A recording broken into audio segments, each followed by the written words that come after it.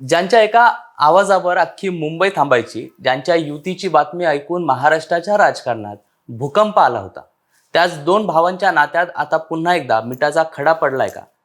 ज्या राज आणि उद्धव ठाकरेंनी मराठी माणूस आणि ठाकरे ब्रँडसाठी एकत्र येण्याची शपथ घेतली होती, त्यांच्यात अवघ्या काही महिन्यातच सत्तेच्या वाटपावरून वितुष्ट आलाय का? एकीकडे शिवतीर्थावरची अस्वस्थता आणि दुसरीकडे मातोश्रीवरचं मौन, या दोघांमधला हा संघर्ष केवळ पदांसाठी आहे की यामागे कोणतं मोठं राजकीय षडयंत्र शिस्त आहे? राज ठाकरेंची उपमुख्यमंत्री शिंदेंशी वाढलेली जवळीक आणि उद्धव ठाकरेंनी नाकारलेली पदं, हा केवळ योगायोग नाही तर एक मोठ्या राजकीय वादापूर्वीची शांतता आहे. पण हाच प्रश्न आता उरतोय की रक्ताची नाती सत्तेच्या सरीपाटावर पुन्हा एकदा हलणार का? की मराठी माणसाचं हे एकत्र येण्याचं स्वप्न अधुरच राहणार? तेच आजच्या या व्हिडिओच्या माध्यमातून आपण समजून घेणार आहोत. नमस्कार मंडळी, तुम्ही पाहताय सत्य पे सत्ता, म्हणजे थोडक्यात पण महत्त्वाचं. राज ठाकरे आणि उद्धव ठाकरे यांच्यातील राजकीय आणि कौटुंबिक नात्याचा प्रवास हा केवळ दोन भावांमधील संघर्षाची गोष्ट नसून तो गेल्या 2 दशकांपासून महाराष्ट्राच्या राजकारणाला आणि राजकारणाला कलाटणी देणारा एक महाग्रंथ आहे. 2025च्या उत्तरार्धात आणि 26च्या सुरुवातीला या दोन भावांमध्ये निर्माण झालेली जवळीक ही संपूर्ण महाराष्ट्रासाठी एक ऐतिहासिक घटना होती. ज्या मुंबईच्या रस्त्यांवर शिवसैनिक आणि मनसे सैनिक एकमेकांसमोर उभे ठाकत होते, तिथेच या दोन्ही पक्षांचे झेंडे एकत्र फडकू लागल्यानं मराठी माणसाच्या मनात एक आशेचा किरण निर्माण झाला होता.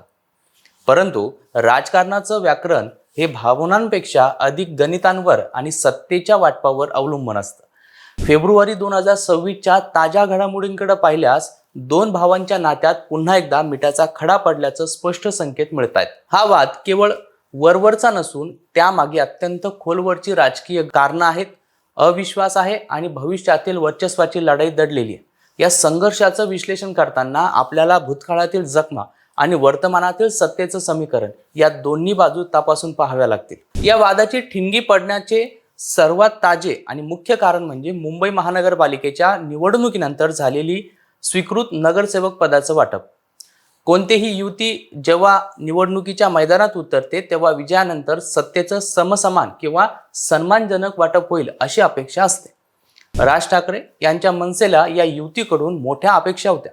विशेषतः मुंबई मनसेच्या काही आक्रमक नेत्यांना स्वीकृत नगरसेवक म्हणून संधी मिळेल आणि त्यांना प्रशासकीय प्रक्रियेमध्ये स्थान मिळेल असं आश्वासन पडद्यामागं दिलं गेल्याची चर्चा होती. मात्र जेव्हा प्रत्यक्षात निवडीची वेळ आली तेव्हा उद्धव ठाकरे यांनी आपल्या पक्षातील निष्ठावान कार्यकर्त्यांना आणि जुन्या फळीतील नेत्यांना प्राधान्य दिलं. यामुळं मनसेच्या गोटात प्रचंड अस्वस्थता निर्माण झाली.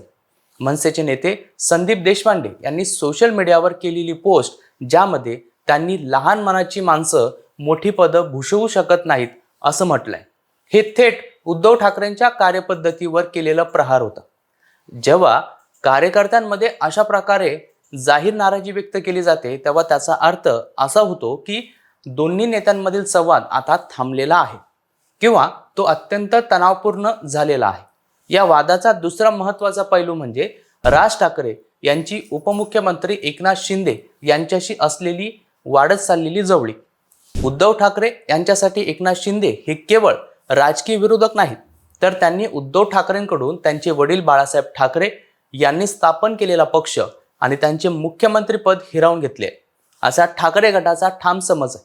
अशा परिस्थितीमध्ये जेव्हा राज ठाकरे नंदनवन या शासकीय बंगल्यावर जाऊन उपमुख्यमंत्री शिंदेंची भेट घेतात किंवा त्यांच्याशी विविध मुद्द्यांवर चर्चा करतात, तेव्हा ठाकरे यांच्या मनात संशयाची पाल ही आपसुकचपणे चुकचुकत असते. राज ठाकरेंचं हे डबल गेम खेळणं किंवा एकाच वेळी 2 बोटींवर पाय ठेवणं उद्धव ठाकरेंना मान्य नाही. युतीचा धर्म पाळायचा असेल तर शत्रूचा शत्रू तो आपला मित्र असायला हवा.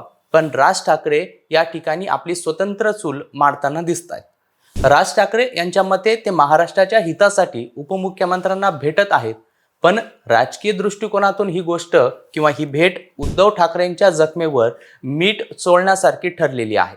आणि याच कारणामुळं मातोश्रीवरून मनसेला मिळणारा प्रतिसाद आता थंड झालेला आहे. या संघर्षात अविश्वासाचा मुद्दा सर्वात मोठा आहे. 2006 मध्ये जेव्हा राज ठाकरेंनी शिवसेना सोडली तेव्हापासून त्यांच्यावर भाजपची बी टीम असल्याचा आरोप सातत्याने केला गेला.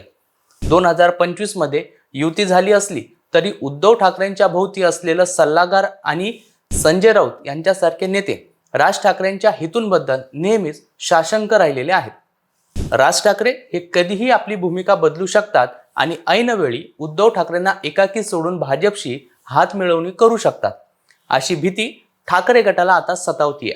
तर दुसरीकडे राज ठाकरेंना असं वाटतंय की उद्धव ठाकरे यांना केवळ निवडणूक जिंकण्यासाठी वापरून घेत आहेत का आणि वेळ आल्यावर त्यांना दुय्यम स्थान दिले जातेत का. हा परस्पर अविश्वास इतका वाढलाय की आता दोन्ही नेत्यांमध्ये केवळ औपचारिक संवाद उरलेला आहे. BMC निवडणुकीच्या वेळी जे ठाकरे ब्रँड हे वलय निर्माण झालं होतं ते आता अंतर्गत वादानं कालवंडून गेलेलं आहे. कार्यकर्त्यांची मानसिकता हा देखील या वादातील एक कळीचा मुद्दा आहे. शिवसेना, उभाटा आणि मनसेचे कार्यकर्ते हे एकाच मुशीतून तयार झालेले असले तरी गेल्या 20 वर्षांच्या संघर्षानं त्यांच्यात एक प्रकारची कटुता निर्माण झालेली आहे. युती जाहीर झाल्यावर हे कार्यकर्ते एकत्र आले खरे, पण त्यांच्यात मनाचे मिलन झाले नाही. निवडणुकीच्या काळात जागा वाटपावरून स्थानिक पातळीवर अनेक ठिकाणी कुरबुरी झालेल्या होत्या. आता जेव्हा नेत्यांमध्येच श्रेयवादाची लढाई सुरू झाली आहे तेव्हा कार्यकर्ते पुन्हा एकदा एकमेकांवर तुरडून पडतायत. आम्ही तुमच्यासाठी आमच्या जागा सोडल्या, पण आम्हाला सत्तेत काय मिळालं, हा प्रश्न मनसेच्या सामान्य कार्यकर्ता विचारत आहे. तर शिवसैनिकांना वाटतं की आम्ही संघर्षाच्या काळात पक्षाला टिकून धरला, मग आता आयत्या वेळी आलेल्या मनसेला पद का द्यायची. या विचारसरणीमुळेच युतीची ताकद जमिनीवर विखुरली जात आहे.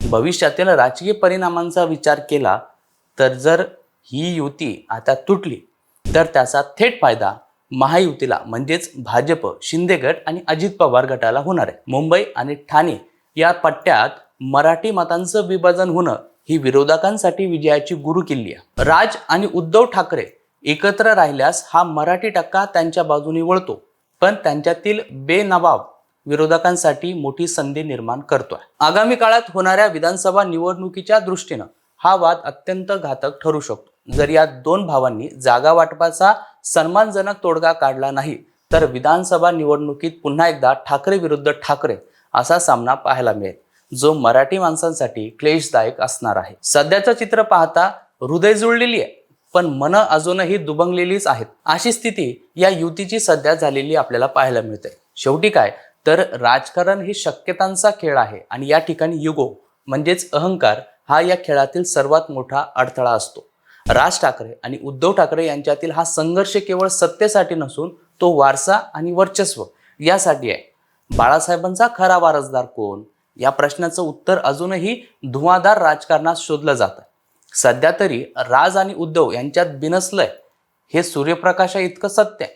हे नातं पुन्हा रुळावर आणण्यासाठी दोन्ही नेत्यांना आपल्या जवळच्या सल्लागारांच्या शब्दांपेक्षा रक्ताच्या नात्याला आणि महाराष्ट्राच्या हिताला प्राधान्य द्यावं लागणार आहे. अन्यथा 2025 मध्ये सुरू झालेली ही ऐतिहासिक युती 2026च्या अखेरीस केवळ एक राजकीय अपघात म्हणून इतिहासामध्ये जमा होईल.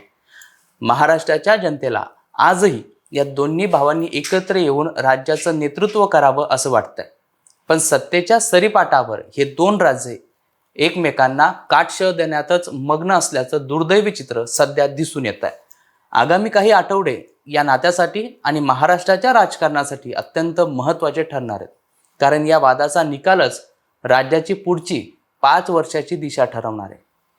पण मंडळी, झालेल्या या घटनेबद्दल तुम्हाला नेमकं काय वाटतंय ते कमेंट करून नक्कीच कळवा आणि अशाच माहितीपूर्ण व्हिडिओसाठी पाहत राहा सत्य पे सत्ता, म्हणजे थोडक्यात पण महत्त्वाचं. महाराष्ट्रातल्या अनेक महत्त्वाच्या शहरांमध्ये डॉक्टर चाटे होमिओपॅथिक क्लिनिक इथे महिलांची अलोट गर्दी दिसून येते. चौकशी केल्यावर कळलं की बऱ्याच महिलांना असलेला थायरॉइड आणि PCODचा त्रास या इथे गेल्यावर कमी झालेला आहे. साईड इफेक्ट्स नसलेल्या आणि कमी खर्चात होणाऱ्या अशा या प्रभावी उपचारामुळेच ही गर्दी होतीये हे समजलं. तुमच्या घरातही कोणाला असाच त्रास असेल तर इथे अवश्य संपर्क साधा. Doctor Chate homeopathic clinic 9595727107.